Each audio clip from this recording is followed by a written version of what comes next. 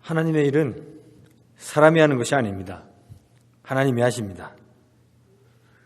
우리들은 도구입니다.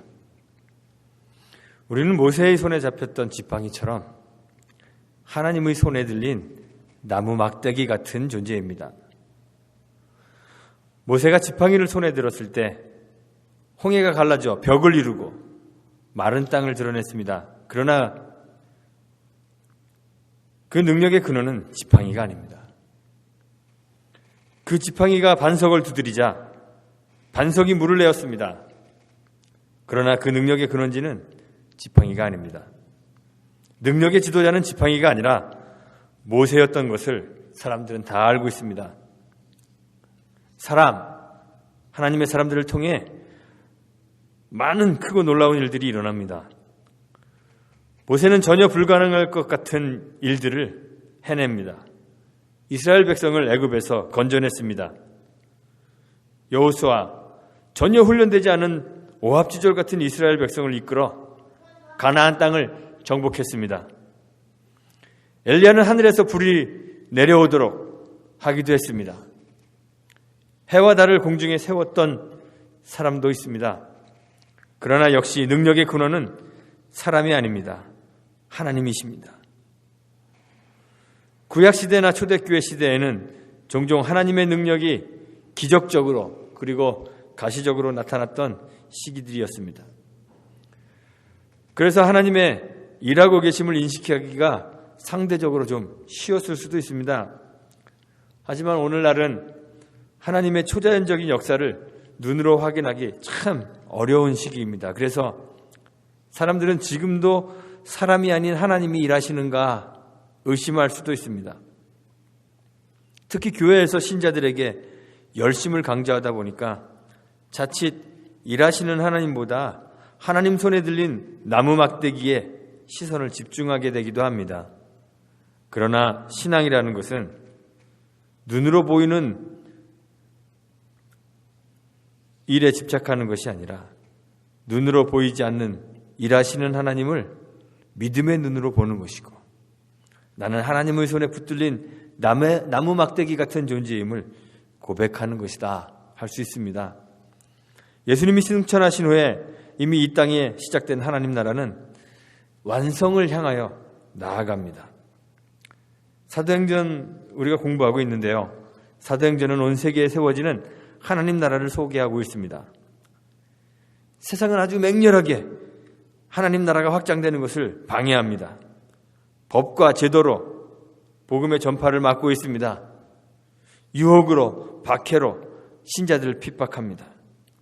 그러나 성경의 사도들과 신자들은 모든 방해와 억압과 박해를 이기고 하나님 나라를 세계 곳곳에 세워나갈 것입니다. 복음이 전파되는 곳마다 하나님 백성이 승리할 것입니다. 예수님께서 70명의 복음 전도자를 파송한 적이 있으십니다. 그들이 사역을 마치고 다시 돌아왔을 때 주의 이름으로 귀신들을 굴복시켰다고 그렇게 보고했습니다. 그러자 예수님이 말씀하시죠. 사단이 하늘로서 번개같이 떨어지는 것을 내가 보았다 말씀하셨습니다. 복음이 전파되는 곳마다 사단이 결박되는 능력이 나타날 것입니다. 그런데 과연 신학의 사도들이 어디서 그런 용기와 힘과 능력을 얻게 되었을까요? 방언과 예언과 성령의 능력들이 나타났습니다. 죽음과 고통도 두려워하지 않고 박해를 견디는 힘과 용기가 있었습니다. 그러나 그 모든 능력과 힘과 지혜와 용기가 사실 사도들의 것이 아니었습니다. 그들은 나무 막대기였고 무익한 종이었습니다. 그 어떤 사도들보다 복음 전파를 위해 더 많은 수고를 아끼지 않았던 바울이 고린도전서 15장 10절에서 고백합니다. 그러나 나의 나된 것은 하나님의 은혜로 된 것이니 내게 주신 그 은혜가 헛되지 아니하여 내가 모든 사도보다 더 많이 수고하였으나 내가 아니요 오직 나와 함께 하신 하나님의 은혜로라. 예수님은 부활하신 후 승천하시기 전에 제자들에게 사명을 주셨습니다. 너희는 가서 모든 족속으로 제자를 삼아 아버지와 아들과 성령의 이름으로 세례를 주고 내가 너희에게 분부한 모든 것을 가르쳐 지키게 하라 하셨습니다.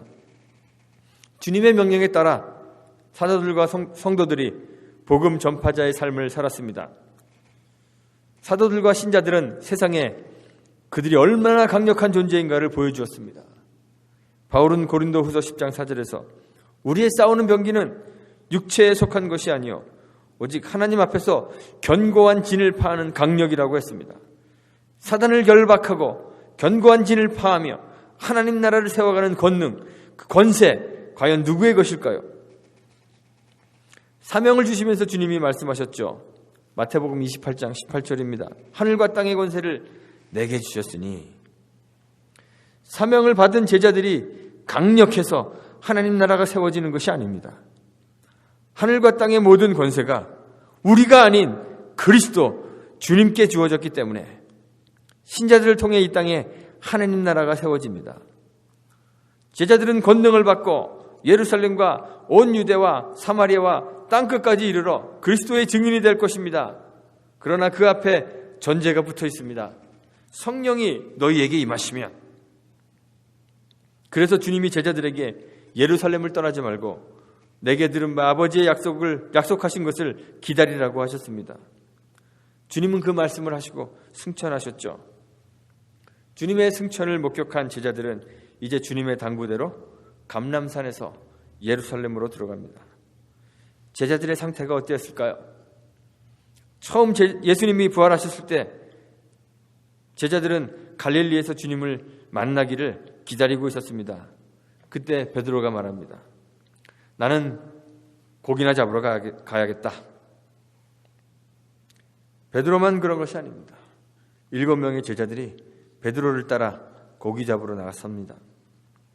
그 당시 베드로는 이미 부활하신 주님을 2번이나 목격했었습니다. 문을 걸어 잠그고 있는 방 안으로 주님이 들어오셨습니다. 부활하신 육체를 그들에게 보여주셨습니다. 주님과의 만남이 있었는데, 부활하신 주님과 만남이 있었는데 왜 주님을 기다리지 못하고 고기를 잡으러 갔을까요? 성경은 그 이유를 명확하게 알려주지 않습니다. 그러나 그 기사 후에 예수님이 베드로를 찾아가 그에게 내가 나를 사랑하느냐 3번 물어보시면서 그를 회복해 주셨습니다. 이러한 사실로 볼 때 베드로는 자기 자신에 대한 깊은 상실감 때문에 그러지 않았나 생각할 수 있습니다. 다른 사람은 다 떠나도 나는 주님을 버리지 않겠다고 자신했던 그가 주님을 부인하고 부활하신 주님을 만났을 때 자신에게 실망하고 자신감도 상실하고 무능력한 자기에게 비애를 느꼈을 수 있습니다. 의기소침했을 수 있습니다. 무기력함, 이것이 바로 제자들의 상태입니다. 또한 부활하신 예수님을 만나 제자들이 모였을 때 제자들은 이스라엘 나라를 회복하심이 이때니까 묻습니다. 주님의 죽으심과 부활 이후에도 여전히 제자들은 주님의 가르침을 이해하지 못합니다. 이미 시작된 하나님 나라의 도래를 제자들은 아직 이해하지 못하고 있었습니다. 주님의 메시아 되심의 의미를 알지 못하여 무지했습니다. 주님이 부활하신 후에도 여전히 무기력하고 무지한 제자들이 어떻게 복음의 증인이 되어 모든 족속으로 제자를 삼을 수 있습니까? 제자들이 하는 것이 아니라 하나님이 하시는 것입니다. 성령이 오셔서 제자들 속에 거하시게 될 때 마른 막대기 같은 제자들을 성령께서 들어 사용하실 것입니다. 그래서 제자들은 예루살렘으로 가서 아버지의 약속하신 것 성령의 강림을 기다리는 것입니다. 그런데 성령을 기다리는 것은요 그냥 마냥 손 놓고 기다리고 있는 것이 아닙니다. 본문에 보면 모인 사람들의 명단이 기록되어 있습니다. 주님을 배신하고 떠난 가룟 유다를 제외한 11제자들, 예수님을 섬기던 여인들, 예수님의 모친 마리아와 예수님의 아우들, 그리고 15절에는 모인 무리가 약 120명이라고 했습니다. 이들이 모여 더불어 마음을 같이하여 전혀 기도에 힘썼다고 했습니다. 더불어 마음을 같이 했다는 것은 같은 기도의 내용을 가지고 기도했음을 알려주는 것입니다. 전에는 다 각자가 원하는 것이 있었습니다. 각자가 다 이기적 소망을 가지고 주님을 좇았습니다. 예수님이 왕국을 건설하시면 국왕이신 예수님의 좌우편 자리를 다 내가 차지하겠다 탐내고 있었습니다. 세상의 권력과 부를 소유하고자 하는 욕망이 있었습니다. 그런데 지금은 그런 이기적이고 세속적인 욕망을 버리고 마음을 같이하여 기도합니다. 힘썼다는 것은 부지런하다, 끈질기다는 의미입니다. 주님은 세상에 계실 때 기도하고 낭망치 말아야 할 것을 가르쳤습니다. 낭망치 않고 기도해야 하는 이유는 끈질기게 기도하면 하나님이 우리의 욕구를 해소시켜주기 때문이 아닙니다. 우리가 기도하며 낭망치 않는 것은 그 결과가 어떠한가에 상관없이 하나님의 신실하심 때문입니다. 제자들은 세속의 소원을 성취하기 위해 기도하지 않았습니다. 그들은 기도하며 하나님의 약속을 기다렸습니다. 제자들은 약한 존재입니다. 무기력한 존재입니다. 무지하여 하나님의 뜻을 이해할 수도 없습니다. 제자들만으로는 하나님의 일을 감당할 수 없습니다. 하나님의 일을 하는 것은 무기력하고 무지한 제자들이 하는 것이 아닙니다. 하나님의 일은 하나님이 하실 것입니다. 제자들은 일하시는 하나님, 성령님의 손에 붙들려 그의 도구로 사용되어지는 것입니다. 그래서 제자들은 성령을 기다려야 하고 그 기다리는 방식이 바로 기도입니다. 왜 기도로 성령을 기다려야 합니까? 기도는 은혜의 방편이며 능력의 통로이기 때문입니다. 기도가 은혜의 방편이라는 것, 기도가 능력의 통로라는 것, 우리 자주 오해합니다. 그러나 오해하면 안 됩니다. 기도하면 우리가 간구하는 것을 기도의 응답으로 받을 수 있기 때문에 기도가 은혜인 것으로 종종 오해합니다. 그래서 5만 번 기도의 응답을 받았다는 조지 물러의 기도 응답, 이런 이야기가 기도에 관한 예화로 단골로 등장합니다. 그런데 기도의 진짜 가치는 내가 원하는 것을 기도를 통해 얻어내는 것이 아닙니다. 아무리 기도해도 내가 원하는 것을 결코 얻을 수 없을 때도 있습니다. 가장 유명한 예가 바로 사도 바울 아닙니까? 누가 바울보다 더 신앙이 좋다고 말할 만한 사람이 있습니까? 5만 번 기도 응답을 받았다는 조지 물러도 객관적으로 바울보다 신앙이 더 좋다고 말할 수 있겠습니까? 그런데 그러한 바울은 기도했지만 원하는 것을 얻지 못했습니다. 내 은혜가 내게 족하다는 하나님의 음성을 들었을 뿐입니다. 심지어 우리 주님도 내 아버지여 만일 할만하시거든 이 잔을 내게서 지나가게 하옵소서, 땀이 땅에 떨어지는 핏방울 같이 되도록 기도하셨습니다. 그러나 주님은 그날 밤 아버지의 정하신 대로 십자가의 길을 걸어가셔야만 했습니다. 기도의 가치는 기도해서 원하는 것을 얻어내는가 거기에 있는 것이 아닙니다. 기도가 은혜의 방편이라는 것, 기도를 통해 하나님이 우리에게 자기를 주신다는 것입니다. 기도를 통해 하나님이 우리 가운데 거하십니다. 기도를 통해 하나님이 우리 인생 한가운데로 들어오십니다. 우리 자아를 내려놓게 하시고 그 자리에 주님이 좌정하십니다. 성령께서 내주하십니다. 우리의 존재를 변화시키십니다. 세속적 인간이 아니라 성령이 거하시는 성령의 전으로 내가 사는 것이 아니라 내 안에 그리스도께서 사시는 존재로 변화시키십니다. 예수님이 제자들에게 기도와 금식 외에는 이런 이유가 나갈 수 없다 말씀하실 때 기도가 그냥 도깨비 방망이처럼 휘두르기만 하면 우리가 원하는 것을 척척 얻어낼 수 있다는 그런 의미로 말씀하신 것이 아닙니다. 기도는 하나님이 우리 가운데 오시는 것입니다. 자기를 버리고 성령이 거하시도록 우리 자신을 내어드리는 것입니다. 그래서 성령이 기도로 일하시고 우리는 도구가 된다는 말입니다. 기도는 내려놓는 것이고 자기 표현의 표현입니다. 몇만 번, 몇천만 번 기도의 응답을 받았다 하더라도 그것은 전혀 자랑거리가 아닙니다. 우리는 한 마음이 되었다, 끈질기게 기도했다, 이러한 자기 만족도 아닙니다. 기도는 하나님과 함께 거하는 신자의 생활 방식입니다. 기도의 진정한 가치는 성령의 내주를 경험하고 성령의 도구로 자기를 온전히 내어놓는 데 있습니다. 마가의 다락방에서 기도하던 사도들과 성도들이 받았던 것은 부도 아니고 명예도 아닙니다. 행복도 아니고 안전의 보장도 아니었습니다. 그들이 기도할 때 하나님이 자기를 주셨습니다. 성령의 임재를 경험하게 되었습니다. 그리고 그 성령의 임재가 교회와 신자를 사단을 결박하고 견고한 진을 파하는 강력으로 만들어 주었습니다. 기도는 신자의 생활 방식입니다. 신자는 하나님 앞에서 무익한 종이기 때문에, 무기력하고 무지한 존재이기 때문에 하나님의 임재 없이는 살 수 없는 그런 존재입니다. 그래서 신자가 기도합니다. 기도하지 않는 것은 우리의 자아를 주장하는 것이며 하나님이 필요 없다 주장하는 것입니다. 내가 원하는 세상의 것에 집착하는 것은 기도하는 것이 아닙니다.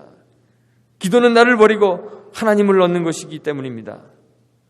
우리는 연약한 존재이므로 세속의 필요를 가지고 하나님 앞으로 나아갈 수밖에 없습니다. 그렇게라도 기도하는 것이 전혀 기도하지 않는 것보다 훨씬 나을 수도 있습니다. 하지만 기도해도 바라는 것을 얻지 못할 수 있다는 사실을 기억해야 합니다. 기도했는데 여전히 육체의 연약함과 질병에서 벗어나지 못할 수도 있습니다.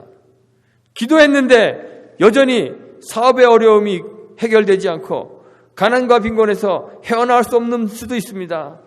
기도했는데 여전히 사람들에게 상처받고 회복되지 않는 관계 때문에 마음이 상할 수도 있습니다.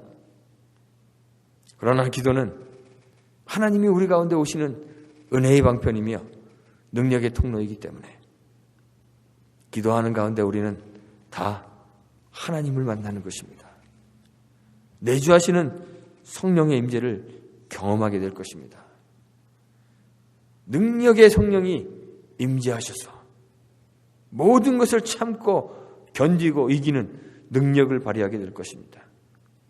하나님과 만나는 거기에 기도에 참 가치가 있기 때문입니다. 저는 우리 교회가 참 기도에 힘쓰는 교회가 되기를 바랍니다. 기도하면서 기도의 참 가치를 발견할 수 있게 되기를 바랍니다. 하나님 앞에서 우리가 얼마나 무가치하고 무기력하고 무지한 존재인지 깨달아 성령의 동행 없이는 살 수 없는 존재임을 기도로 늘 고백하기를 바랍니다.